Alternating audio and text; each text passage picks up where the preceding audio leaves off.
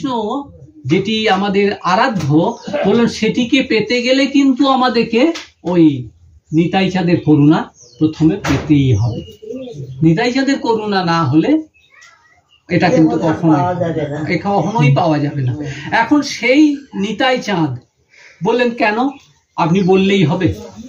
উদাহরণ কি বললেন? উদাহরণ আর কিছু না, আমরা সবাই জানি যে ঠাকুর মশাই আমাদের কি বলে গেছেন, যদি গৌর না হইতো কেমনে হইতো, কেমনে ধরিতাম দে, যদি গৌর না হইতো কেমনে হইতো, কেমনে ধরিতাম দে, রাধার মহিমা প্রেম রস সীমা, রাধার মহিমা প্রেম রস সীমা, জগতে জানাতো কে, যদি গৌর না হইতো কেমনে হইতো, কেমনে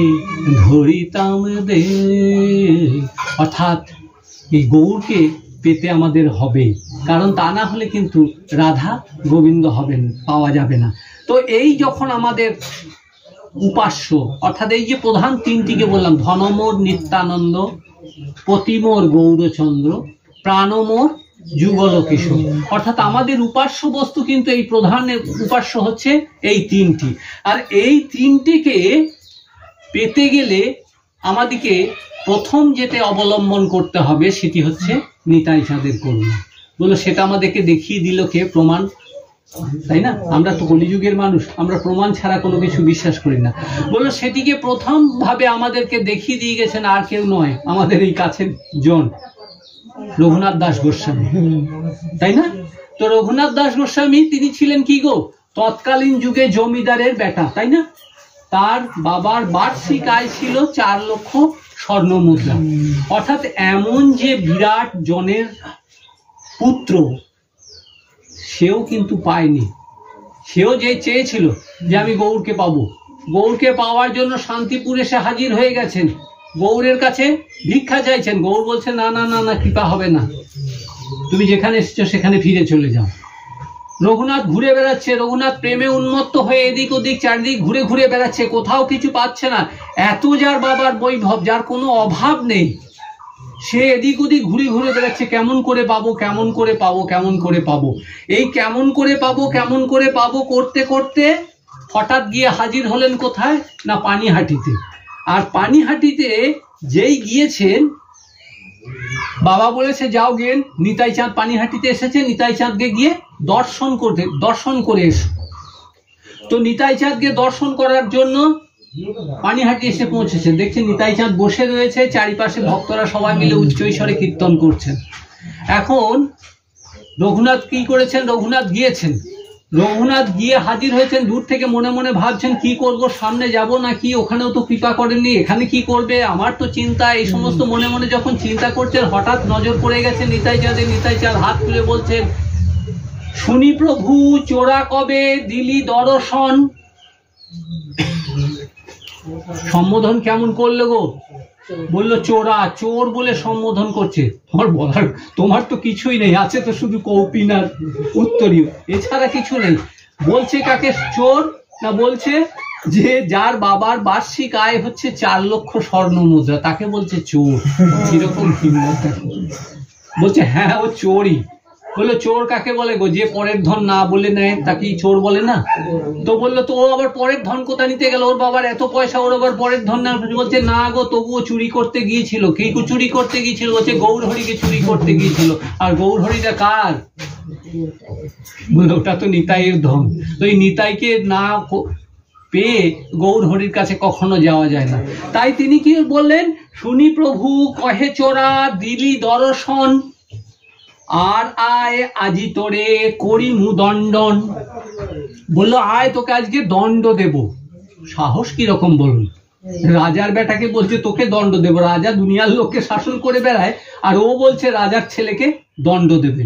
আসলে এ দণ্ড সে দণ্ড নয়, প্রভু কৃপা করবেন সেই দণ্ড। যাই হোক, আমাদের আস্বাদনের বিষয় ওটি নয়। তো এখানে একটা কথা আমাদেরকে একটুখানি আলোচনা করে যাব। বললেন কি বললেন না, শুনি প্রভু কহে চোরা দিলি দর্শন। চোরা বলেছে, ঠিক আছে মেনে নিয়েছি, কিন্তু যে জিনিসটা আমরা সাধারণত জানি না সেটাকে বললো দর্শন কথাটা কেন বললেন? একটু মনে প্রশ্ন জাগা উচিত, কারণ আমরা যে অংশটা পাঠ করছি সেটা কিন্তু চৈতন্য চরিতামৃতের কলম। চৈতন্য চরিতামৃত হচ্ছে বাংলা ভাষার সর্বাপেক্ষা উন্নত দর্শন। সর্বাপেক্ষা উন্নত দর্শন অর্থাৎ প্রত্যেকটা কথার একটা অন্তর্নিহিত ভাব উপলব্ধি এর মধ্যে বর্তমান রয়েছে। তা ও তো বলতে পারতো, তুই চোর, তুই কেন এসে আমাকে দেখা করলি? দেখা করা বলো একই ব্যাপার হলো, তাই না? কিন্তু তা না বলে বললেন কি না, শুনি প্রভু কহে চোরা দিলি দর্শন। আসলে আমরা বলি নাকি ঠাকুর দেখতে গিয়েছি, প্রভু দর্শন করতে গিয়েছি, তাই না? দুর্গা ঠাকুর দেখতে গিয়েছি, কালী ঠাকুর দেখতে গিয়েছি, তাই না? আর যখন বলে প্রভু, তখন কি বলি? প্রভু দর্শন করতে গিয়েছি। দর্শন শব্দের অর্থ কিন্তু দুই রকম আছে। দর্শন শব্দের আসল দর্শন মানে শুধু দেখা নয়, কিন্তু দেখা মানে কিন্তু শুধু দেখা। আর দর্শন শব্দের অর্থ হচ্ছে আমি যেমন যাচ্ছি তাকে দেখতে, সেও কিন্তু অপেক্ষা করে আছে আমাকে দেখার জন্য। অর্থাৎ দুইজনের মধ্যে যখন টান আছে সেটিকে বলা হয় দর্শন। দর্শন আর দেখার পার্থক্যটা বোঝা গেল তো? দেখা মানে আমি গেলাম দেখে চলে এলাম, এখানে কিন্তু কোনো প্রতিদান বলে কোনো জিনিস নেই। আসলে আমরা সবাই ওই দান পর্যন্ত জানি, প্রতিদানটা আমরা কেউ মনে রাখি না, কারণ প্রতিদানটা বড় কঠিন বস্তু। আমি তো মনে রাখি না, কারণ ব্রাহ্মণের 6টা গুণের মধ্যে হচ্ছে কি বল, যজন যাজন পঠন পাঠন দান প্রতিদান। ওই প্রতিদানটাকে পকেটের মধ্যে ভরে রাখি, কারণ ওটা বড় কঠিন বস্তু। যজন যাজন আপনারা সবাই বোঝেন, পঠন পাঠনও বোঝেন। দান মানে হাত পাতলি পাওয়া যায়, কিন্তু তারপরেটা প্রতিদান মানে তুমি যেটা পেলে সেটা আবার তোমার উদ্বৃত্তটুকু তোমাকে দান করতে হবে। বলে এটা যদি না করো তাহলে কিন্তু তোমার দান গ্রহণ করার অধিকার নেই। এটি হচ্ছে প্রতিদান। তো সেই প্রতিদানটিকে কিন্তু সব সময় মাথায় রাখতে হয়, যে আমি যখন কোনো কিছু গ্রহণ করেছি আমার উদ্বৃত্তটা আমি সেটিকে যে কোনো কৃপাতে দান করব। এইটা যদি না থাকে তাহলে কিন্তু অসুবিধা। ঠিক সেই রকম আমার বললেন কি, দর্শন বস্তুতে ঠিক ওই রকম কথা বলা হচ্ছে। দর্শন মানে তুমি যেমন উন্মুখ হয়ে রয়েছো, আজ যেমন মনে করুন এই বাড়ির সকলে মনে মনে আকাঙ্ক্ষা প্রকাশ করছে যে কি না আমাদের গোপালকে প্রতিষ্ঠা হবে, ভক্তরা আসবে, তেমনি ভক্তদের মনের মধ্যেও আকাঙ্ক্ষা থাকা উচিত যে না আমরা ওখানে যাব, কথা শুনবো, গোপাল দর্শন করব। এই তবে হবে কিন্তু দুটি পরস্পরমুখী। সেই জন্য আজকে প্রভু বলেন কি, শুনি প্রভু কয়ে চোরা দিলি দর্শন। অর্থাৎ নিতাই চাঁদও কিন্তু মনে মনে অপেক্ষা করছিলেন যে তুই তো আলটপকে চলে যাচ্ছিস, গৌরহরিকে পেতে ওকে পাবি না যতক্ষণ না তুই আমার কাছে আসবি। আমি তোর অপেক্ষায় বসে আছি, কখন তুই আসবি এসে আমার সঙ্গে দেখা করবি। তাই বললেন দর্শন। তাই বললেন দর্শন কথাটা ওই জন্য ব্যবহার করলেন, দেখা কথাটা বললেন। রঘুনাথ এলেন, রঘুনাথ এসেছেন, আসার পর কি হলো না, প্রভু তাকে নিলেন, বলে তোকে দণ্ড দেব। দণ্ড দিয়ে দিলেন। দণ্ড কি দিলেন? বলে সমস্ত ভক্তদের কি করতে হবে না, দধিচিরা দিতে হবে, তাই না? আমরা আবার কি করি গো, চিড়ে দধি কি করি মালসার মধ্যে একসাথে মিলে চটকে, কিন্তু তাই কি কৃপা। তো দেখবেন রঘুনাথ কি করেছে, রঘুনাথকে আনছেন 2 মালসা, 2 হোলা, এক একজনে দিল। অর্থাৎ এক একজনকে দুটো হোলা দিয়েছে। কি দিয়েছে? একটাতে চিড়া দিয়েছে, একটাতে দুধ বা দই দিয়েছে। কেন দিল? আমরা তো বেশ চটকে মাখিয়ে একবারে ভর্তি করে দিই, তাই এখনকার দিনে আমরা নতুন করে করে নিয়েছি। বলে বাবা দুটো করে কেন দেবো, ওই একটা করে মালসার মধ্যে চটকে সব ভরে ভরে না। আসলে আমরা জানি না এই দধি এবং যখনই একসাথে মাখিয়ে দেওয়া হবে বলে তখন সেটা কি হয় না, অন্নের সামিল হয়ে যায়, এবং সেই জন্য ওটিকে দেওয়ার অধিকার আমাদের সকলের কাছে নেই।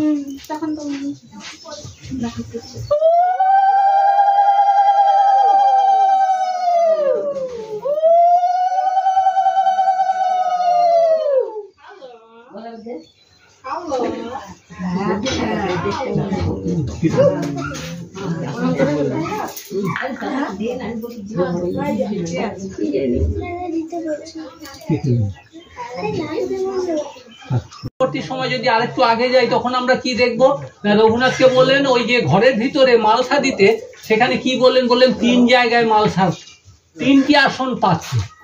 বললেন 3টি কেন আসন? ওর সেবিত বিগ্রহ রয়েছে, রঘুনাথ দাসের সেবিত বিগ্রহ, নারায়ণ বিগ্রহ রয়েছে। বললো বেশ ঠিক আছে, তার জন্য 1 জোড়া মালসা। আর নিতাই চাঁদ কৃপা করেছে, নিতাই চাঁদের জন্য 1 জোড়া মালসা। তো 3য় জোড়া মালসাটা কার জন্য? আমরা সবাই জানি 3য় জোড়া মালসাটা কার জন্য। রঘুনাথ মনে মনে কি ভেবেছিলেন তার ঠিক নেই, নিতাই চাঁদ মনে মনে করেছেন যে আজকে তো প্রভু কৃপা করবেন, তাই তিনি কি করলেন না, গৌর হরির নিমিত্ত একটা আসন তৈরি করলেন এবং সেখানে 1 জোড়া মালসা দিলেন। এখন সেই মালসাটা তা যখন দিয়ে দিয়েছেন, এবার ভোগ যখন নিবেদন করছেন, স্বয়ং গৌর হরি ছিলেন কোথায়? গম্ভীরাতে, পুরীতে হাজির হয়ে গেলেন পানিহাটিতে। বলেন এই হচ্ছে ভগবান। আমি একটু আগেই বলেছিলাম যে ভগবান সর্বত্র, ওই মন্দিরে নেই বলে কখনো মনে করবেন না, তিনি সর্বত্র সেখানেও রয়েছেন। মন্দিরে ঠাকুরটা তুলে নিয়ে গিয়ে রাখা হয়েছে বলে তা না, ঠাকুরের অঙ্গরাগ হচ্ছে ঠিক কথা, তিনি কিন্তু ওখানেই ভোগ নিচ্ছেন, ওখানে সবকিছু করছেন। তাই সঙ্গে সঙ্গে তিনি হাজির হয়ে গেছেন, কৃপা করলেন কাকে? রঘুনাথকে। রঘুনাথকে কৃপা করলেন, বললেন বেশ ঠিক আছে, তাহলে কি কি পেল গো? ধন পেয়েছে, ধনমোর নিত্যানন্দ, নিত্যানন্দ কৃপা করেছে অর্থাৎ প্রেম ধন পেয়েছে। পতিটাও পেয়ে গেল, পতিমোর গৌরচন্দ্র। এখন তারপরেরটা যুগল কিশোর কোথায় পেল? এবার তো আপনারা প্রশ্ন করবেন যে এই 3টে না হলে পরপর পেতে হবে। বলছে না না, সেটিকে দেখতে গেলে আমাদেরকে আরেকটুখানি অপেক্ষা করতে হবে। যে জিনিসটার আসল প্রয়োজন সেটিকে প্রভু আবার এবার স্বয়ং নিবেদন করলেন। প্রভু কি করলেন? রঘুনাথ যখন গিয়ে ওই রাধাকুণ্ডেতে যখন গিয়ে নিত্য ভজন করছেন, প্রভু তখন কি হয়েছেন না, প্রভুর কাছে ছিল একটা গুঞ্জা মালা আর একটা শালগ্রাম। তো প্রভু কি করলেন না, সেই